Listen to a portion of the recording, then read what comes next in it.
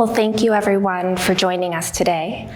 My name is Deborah. I use she, her pronouns, and I'm the Veterinary Wellbeing Program Director at Dove Lewis. I also have the great honor of managing our pet loss support program. And on behalf of Dove Lewis, I welcome you to this service of remembrance, where we join as a community to acknowledge the profound bond between ourselves and our beloved animal companions, and to remember those who are no longer with us. Some of you may know that today is National Pet Memorial Day, a day that is observed every year to remember the beloved companions with whom we have shared our hearts and our lives, and who are no longer physically with us. This day, where we may mourn their passing, while we also reflect, remember, honor, and even celebrate their lives. Whether this is a day you have held in observance every year, or this is the first time you are joining us, I want to extend my deepest gratitude to you all for being here today, and to acknowledge the great effort that you have made to be a part of this space. To remember is to also relive.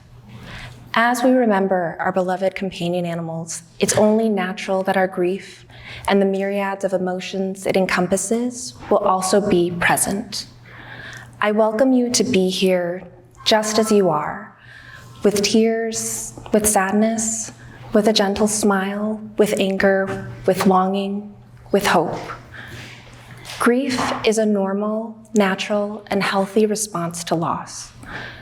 Though each of us is on our own unique journey in grief and loss, a journey that is truly unique and rooted in our personal histories and reflects the special relationship and bond we shared with our loved one, please know that you are not entirely alone. And know that in this space, your grief is seen, it's understood, and it is deeply respected. This grief we carry is a testament to the immense love and enduring bond with our dear animal companions. It's a love, bond, and relationship that I believe extends beyond the loss of their physical presence. And what a love, what a life we share. Everyone here knows how quickly we become wrapped around those little paws, tails, wings, fins. For many of us, our beloved animal companions are one of the best examples of unconditional love we experience in our lives. Our companions love us at our best, and they love us at our worst. They are our constants, keeping us anchored as we move through our lives. They are the safety and security that sees us through the days. Our bonds are woven through those everyday moments, the meal times, the walks, the cuddles, in simply sharing presence, as much as they are woven in those big life moments and experiences too. Our beloved companions see us through the chapters of our lives. They are our best friends, our cherished family members, our babies, our teachers. And though there is pain in our grief, our connection with our beloved animal companions is also so much more. It's in the memories we carry. It's in the ways that they helped us become who we are today, shaping us throughout their lives and continuing to help us grow even in the absence of their physical presence. I personally take great comfort in the knowledge that the companions with whom I have had the honor of sharing my life have led me to be who I am today. It was their unique blend of joy, patience, silliness, and love that shaped me. Had it been any other companion, I would not be the person I am today. I might not even be standing up here. And in that way, I carry them with me always, as a part of me, and it is truly a love that endures, a love that continues to shape my life even as I move forward. I read this sentence in a tribute to a dear companion who passed, and it resonated with me so deeply as it relates to the impact of that bond and love. They wrote, "My life will not be the same without you, and it will not be the same because of you." Today, as you reflect, honor, and remember your companion, I also encourage you to be extra gentle and kind to yourself. Please know that there's no right or wrong way to grieve. There's no specific timeline or path to follow, and rather than being linear, grief can be wild, confusing, and winding. There are times when it may feel unrelenting, and other moments when there is ease. Some days, the pain may be sharp, and other days dull and throbbing. Treat yourself as you would a dear friend, with understanding, with compassion, and with care.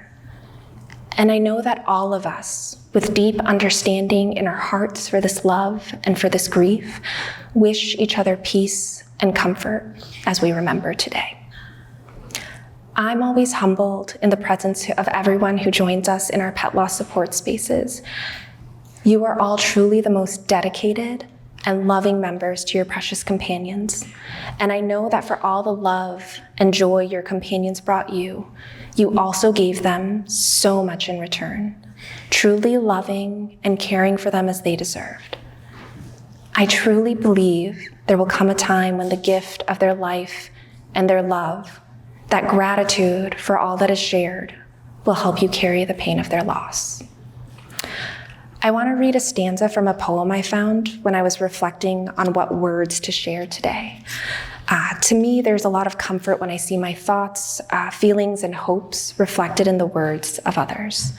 In them, I often find validation and connection, particularly in the messiness of being human, in living and loving and losing.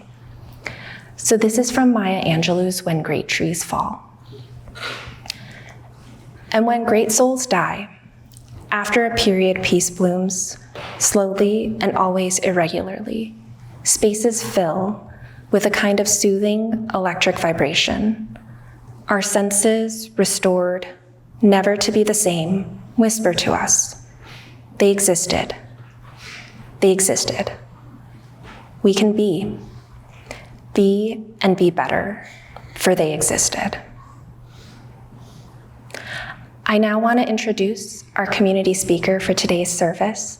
Just as we can find connection in the words and experiences of others, I believe that Jennifer's sharing of her grief for her dear Odin, Tipsy, and many beloved companions, that profound love and sorrow, and her experiences of connection, hope, and growth along the way will deeply resonate with everyone today. My name is Jennifer, and my pronouns are she, her. I would like to extend my heartfelt thanks to Deborah for inviting me to be today's community speaker at Dove Lewis's Service of Remembrance. The Pet Loss Support Group has been immensely helpful and healing for me as I have navigated the death of our dog Odin. Deborah's compassion, commitment, and kindness are truly a blessing to all who attend these groups. This was Odin. He was a very good boy. What I learned from his life and death was to not hold back, to not guard myself for fear of future pain or grief, to give freely and openly, because love and grief do not have boundaries. They take up space in every nook and cranny in your soul. I thought of Odin as a family dog, loved equally by all of us, and did not think about my individual connection with him as separate and meaningful, and thought when the time came to say goodbye, I assumed I would be the steady one, the parent who would hold space for my children's grief and help them process. I gravely misunderstood that I too would need help and time for my own grief. My grief was locked behind a door unknowingly built in my heart when I was a child, trying to protect myself from pain that I did not know what to do with. Odin's death threw open that locked door of unprocessed grief. His passing was sudden. In early of February 2024, we had to say goodbye. I came home from work and he was very sick. An ultrasound at the emergency vet revealed an aggressive form of cancer, hemangiosarcoma, one that doesn't often present until it was too late. Our family came together quickly, showering him with love and chocolate for a few precious hours before we said goodbye. It was one of the hardest moments I have known. To say I have pet death trauma would be an understatement. I grew up on a rural road, Rosemont in West Lynn, Oregon, in the 70s and 80s. There were no leash laws, no fenced yards. This was before Bob Barker would say at the end of the Price is Right episode, "Control the pet population. Remember to get your pets spayed and neutered." We always had cats, often several at once. There was usually at least one mama cat who would have a litter once or twice a year. We would give away most of the kittens once they were weaned, but we always kept one or two. I grew up loving animals deeply, but also learning that I shouldn't get too attached. My parents' philosophy was just let nature take its course. Because of that, I experienced an almost incomprehensible amount of pet death. My siblings and I can remember at least 26 cats that were hit by cars. 26. The number is so absurdly high that it almost sounds made up, except it isn't. On my 13th birthday, our dog Honey Bear was hit by a car. The last dog of my childhood was Shane. He was loving and loyal, but after a single heartbreaking incident where he bit the neighbor's child, fortunately it was through a winter coat, so no physical harm was done. My parents made the difficult decision to have him euthanized.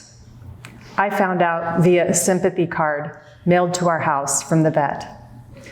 We were told he was going to a farm in Estacada. There was no discussion, no ceremony, no processing, just absence. After each death, whether a cat or a dog, my mom would offer this statement: "Jenny, every day it gets a little bit better." And that was it. There was no space to ask questions, no encouragement to feel or cry or stay in the sadness. But each day, it did not get a little bit better. So I learned to move on, to be strong. I got really good at recognizing after each death, I needed to shove my grief behind that locked door, pretending it didn't affect me all that much. That disassociation was my protection. Denial of grief made me strong, and I wore that strength like armor, not realizing that there would be a price to pay later. Grief doesn't disappear when ignored. It waits. My brother and I each adopted a kitten from Rosemont's last litter in 1991. My parents had finally taken Bob Barker's advice to heart and started spaying and neutering their cats. My cat was Sojin, and his was Nicodemus. When they both had lived a long and natural life and died of old age in 2008, my brother was heartbroken. I suggested we go to an art workshop at Dove Lewis. We made little memory boxes. I had brought photos of some of my childhood pets, and I wrote the names of all the ones who had died around the edges. I was happy with that memorial I had created, and I took comfort in this project and felt peace that I had reached the end of my grief journey from my childhood pets. But I was wrong. It lay behind that locked door in my heart. Tipsy, our sweet kitty, came into our life in 2007. We had just celebrated Jojo's 5th birthday that weekend, and we were all downstairs, and Jojo started squealing, "Kitty, kitty." Our senior cat, Sojin, was upstairs, so I had no idea what she was talking about until I looked outside. There was a tuxedo kitten outside our window. We brought her in. We took her to the vet to see if she was microchipped, and she wasn't. No one claimed her, so she became ours. I believe she was a gift from the universe to prepare and comfort us for when Sojin, our senior kitty, died the following year. She was a sweet but aloof kitty for most of her life. Tipsy died 8 months after Odin. Hers was a more gentle death, one we knew was coming and seemed more natural, as she was an old lady who had done her job of being our sweet companion for all those years. Though sad, it was not sudden or jarring, and I was already on my long overdue grief journey. Odin came into our life because of a guilt trip my friend and daughter took me on. We were strictly a cat-only family. Then, in 2011, my friend would tell me how great having a weekly family meeting was. I started that practice, and then 8-year-old Jojo would come each week with a very well-prepared proposal about how we should get a dog. I told her, "You can get a dog when you have your own house and you are a grown-up." The next time I had lunch with my friend, I explained Jojo's weekly proposal and how every week we had to shoot it down. My friend said, "Jennifer, my mom used to tell me that same thing when I was little, and she has been gone over 10 years, and I still resent her for that." I came home from that lunch and told James we needed to get a dog for our children's emotional well-being, and if we didn't, they would be scarred forever. I contacted a woman who had border collie puppies. She explained there were only 2 left, and we could drive to where they lived and choose. While driving out to meet them, we were discussing names. We knew both puppies were males, so we decided on the name Odin because it was a Wednesday, Odin's Day, and it was a good Nordic name, like our last name Borquist. When we got there, the woman said, "I'm sorry, we only have 1 puppy left because my husband promised the other one to the neighbor for their pony." I was grateful for that. There was no hard choice to be made, and the puppy that was left was our Odin, whom we found out was born on a Wednesday, May 4th, and had 1 blue eye and 1 brown eye. Not only did his eyes match his namesake, he was a Star Wars puppy. Odin was a great dog. Though he was a border collie, he wasn't hyper or obsessive, though very food motivated. One Christmas, we had a box of chocolates that was underneath the tree, and we came home from dinner. We found the ripped open box, and Odin happily eating the chocolates. That snack required a quick trip to the emergency vet. On spring break, we drove to Palm Springs and spent the week with our friends and their dachshund, TJ. That trip, we learned Odin did not like swimming. The kids were swimming in the pool, and Odin jumped in and looked very surprised and not happy. At the beginning of the school year, Jojo's first assignment was a getting to know you paper for her new 3rd grade teacher, and Odin literally ate her homework. Jojo created a project on border collies, complete with a paper mache Odin, where we used a deflated soccer ball for the head. He went with us on many hikes and to the beach often. He was the subject of Jojo's 10th birthday cake. He loved our UPS man, Chad, and Chad loved him back. Chad always had treats and would make Odin sit very still before giving them to him. On our doorbell camera, we would see when we weren't home that Chad would make Odin sit in front of the mail slot before he would slip in his treat. Or if Odin wasn't home, Chad would leave a treat on the package he delivered. We had a shrub in our yard called a Chinese fringe. In the spring, Odin would munch on its pink blossoms. There was an Odin-shaped hole where he would stand, eating away at the non-toxic blooms. We had a neighbor who called him the softest dog in the neighborhood. When we went to dog parks, Odin was very bossy and would make sure that all the dogs were playing in the way he wanted them to. For a few years, he went to Virginia Woolf Doggy Daycare 1 day a week, and occasionally I would pick him up and he would have a pink slip. I would sigh and ask, what did he do this time? Usually it was eating poop or fence fighting with Lulu, a ginger dog. He knew the sound of the bag we kept cheese in. I would be in the kitchen and pull out the Ziploc bag and open it, and Odin would hear it and come running from wherever he was in the house into the kitchen and look up very expectantly for his piece of cheese. He was a good boy. When Odin died, I was devastated and shattered. As many people who have lost their beloved pet companions, I felt his absence so deeply. I was keenly aware of this gaping, Odin-shaped hole in my daily routines. I was scared how much his death was affecting me. For months, this grief would not lift, and I was frightened that this heaviness would stay with me forever. I only wanted him back, alive, with me, so I could show him I did love him, because I didn't realize that I too was so very attached to him, and he wasn't just the family dog that I took care of.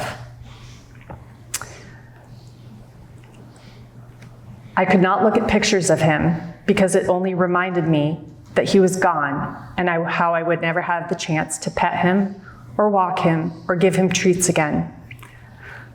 I started going to the pet loss support group, which was very helpful to be in a community that understood what I was feeling.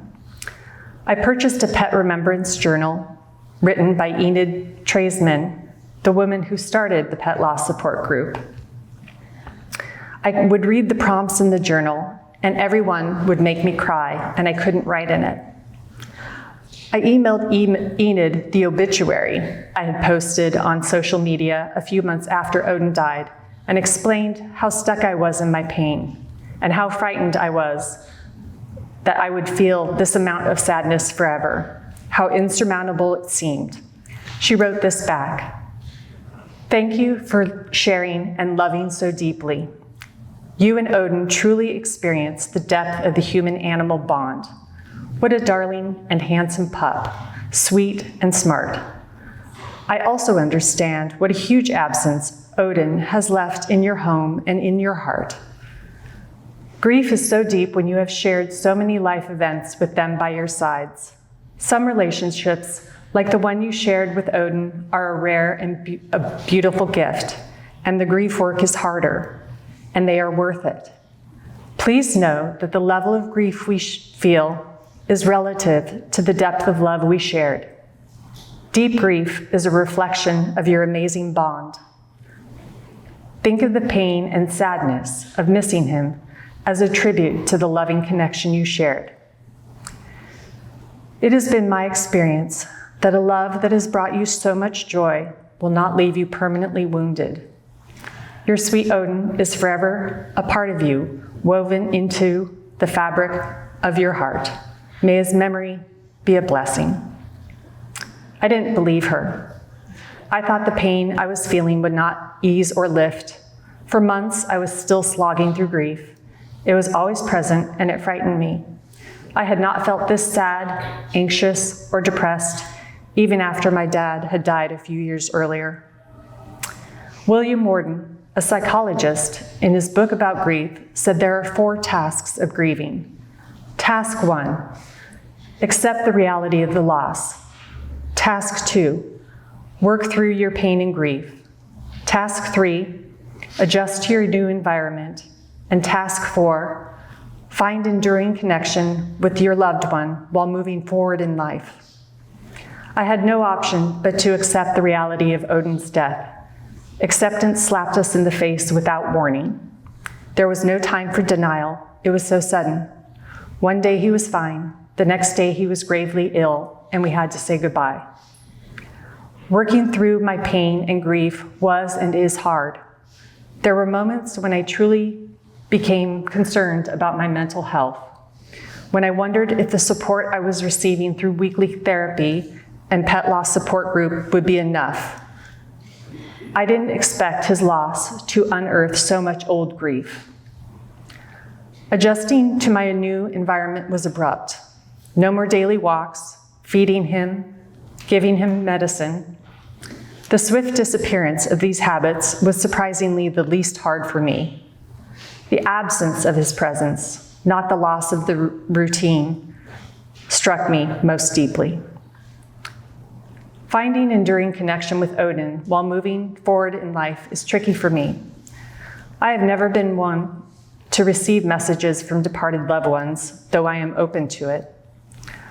Over a year after Odin died, I was driving to work and thinking about him and how I still missed him so much. And I turned a corner and there was a rainbow. And I thought, wow, if I believed in signs, this certainly was one from Odin. I am learning to trust that maybe some signs are meant for me, and when I do see one, it's okay to believe. When Odin died, the locked door in my heart burst open, and behind it was all that old, crowded grief and pain, demanding to be acknowledged, felt, and witnessed. Grieving Odin's passing was the most profound and difficult loss I have ever had to navigate. The universe was presenting me this unique opportunity to not only grieve for him, but to also confront the buried pain and grief for all the pets that I had lost in childhood. I had tried to protect myself by putting up a guard and holding my love for animals at bay. And I eventually learned that this practice did not serve me anymore. I began to allow grief to coexist with love, a challenging and necessary process. Slowly, something shifted, not all at once, but in little ways. I loved Odin more deeply than I let myself know, not because I didn't care, but because of the ways I learned long ago to try and guard my heart. As that door remained open, my grief and love flowed through me together as essential companions. I am learning to welcome the sweetness of all those memories and feelings surrounding all those sweet kittens and dogs that I had loved and lost all those years ago, and not be consumed just by the sorrow. Through Odin's life and death, the door in my heart was finally opened, and I have learned I could express my love and grief more easily. I am not scared to share love with people or pets. I will tell people more often how much they mean to me. I dance in public. I whoop with delight at seeing a neighbor or stranger's new puppy or kitten. I am more playful and willing to do scary things, like speak in public in front of strangers at the service of remembrance. I am learning to be more present in the moment and enjoy what is now. Though I carry some regret not recognizing how deeply I was attached to Odin when he was alive, I do not beat myself up about it. I was trying to protect myself from future heartbreak. I was trying to protect myself from the future heartbreak of his inevitable loss. But no matter what sorrow or pain I thought I could guard myself from, my love for Odin found its way in. What I understand now is that I cannot protect or shield myself from grief, because grief is not separate from love. To reject grief is to deny myself the profound capacity to love as completely as I am able to, and let them both infuse my life with meaning and connection. And for that lesson, I am truly grateful. Thank you. Well, thank you so much, Jennifer, for sharing your sweet Odin, Tipsy, and so many of your dear companions with us. It is truly an honor to hear you share your story of immense love, sorrow, and hope. And I think so much of what you shared resonates deeply with all of us here today. And it's beautiful to hear not only how these cherished companions shaped your life as they walked alongside you, but also how their presence, particularly your sweet Odin's, has continued to impact you long after. So thank you so much. And now, in this moment, I want to invite everyone to perhaps take a deep breath, and as you exhale, think of your beloved companion's name. While their physical presence is no longer with you, hold those memories, the joyful, the silly, the irritating, those sweet, everyday memories, to sustain you and to continue to connect you to your loved one. We will now invite everyone, if it serves you, to participate in our Remembrance tree ceremony to close our service today. We are gathered to remember and honor our loved ones, and so I welcome you to take the tag that you may have received when you arrived at the door and write a special memory, a message, a word that resonates for you, or even your companion's name. And when you're ready, you can hang your tag on one of the Remembrance trees. If you couldn't get a tag when you came in, we have our volunteers passing them out. And together, we'll create a collection of memories and love. It's our intention to use these tags in a display at our future in-person service of remembrance. I hope our time together has served you in keeping your beloved companions close in your hearts.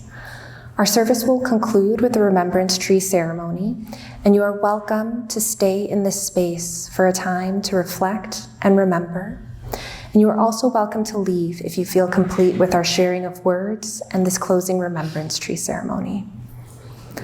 I wish you all peace and comfort as you write in memory of your loved ones. And I thank you so much for the gift of your presence today.